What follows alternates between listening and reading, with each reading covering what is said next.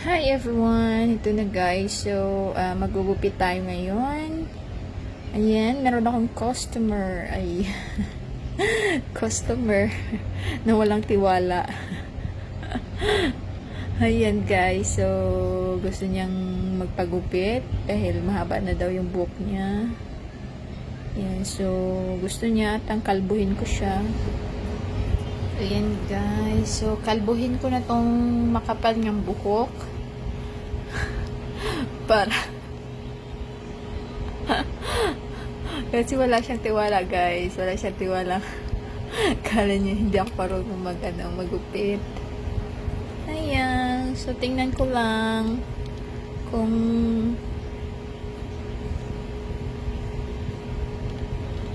pwede kong makalbo tong buhok niya. Ayan na guys. So, umpisa na natin yung ating paggupit. Ayan.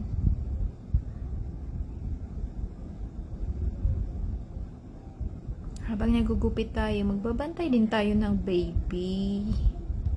Babantayan ko rin yung aking baby. Gusto din daw niya siya yung magupit. Ayan. O, diba? Kinuha niyo na yung suklay. Tapos di pa to nakontento to yung customer ko.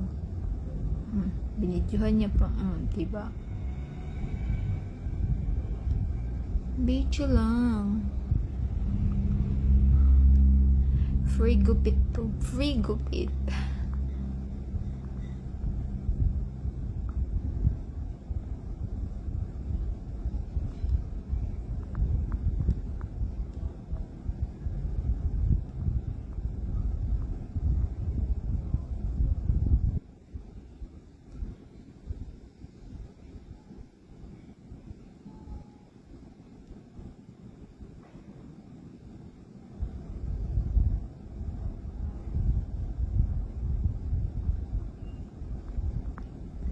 Okay, dahil huwag ka talagang gumalaw dahil para hindi ka makalbo dahil.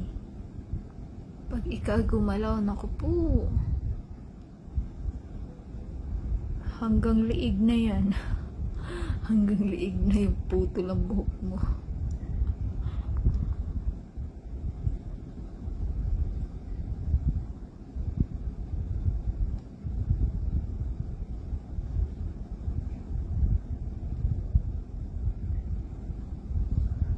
Gupitan na rin siya guys kasi nga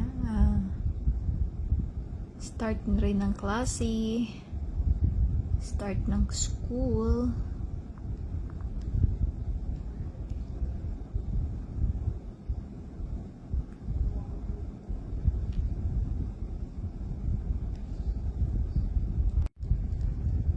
Yun na nga guys.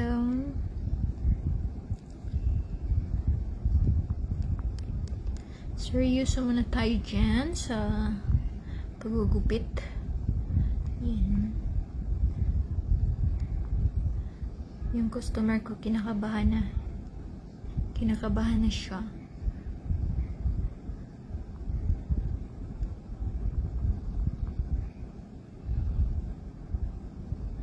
Marunong din kasi ako guys. Marunong din ako magupit ng sa mga panglalaking gupit.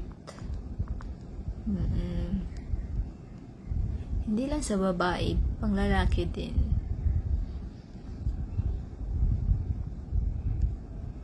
Talagang gusto ko rin talagang matuto na mas maganda kung marami kang matutunan sa buhay. Yan, kasi pwede mo yan pagkikitaan.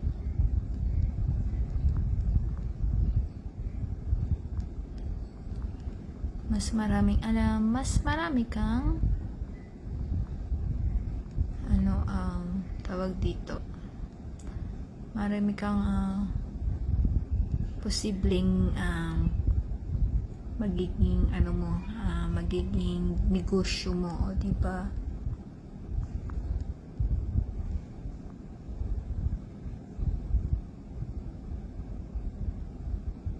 Ayan.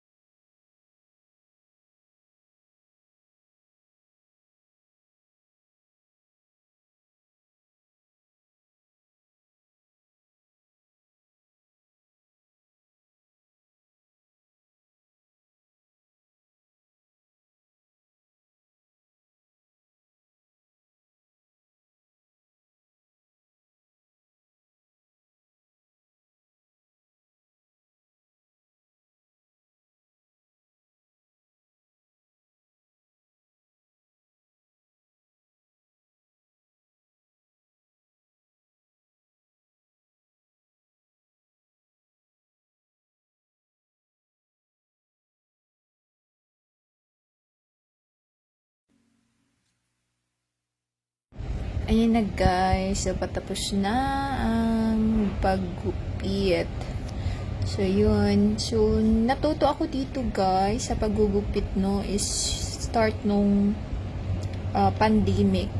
So the time is nagkaroon tayo ng lockdown. Ayun, bumili ako ng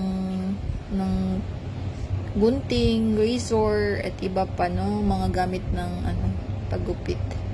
Ay nag-start ako, then natuto ako, una kong sinubukan is yung husband ko, and then hanggang sa natuto ako na yung tagagupit. Then sa mother ko, ayan. Thank you guys for watching.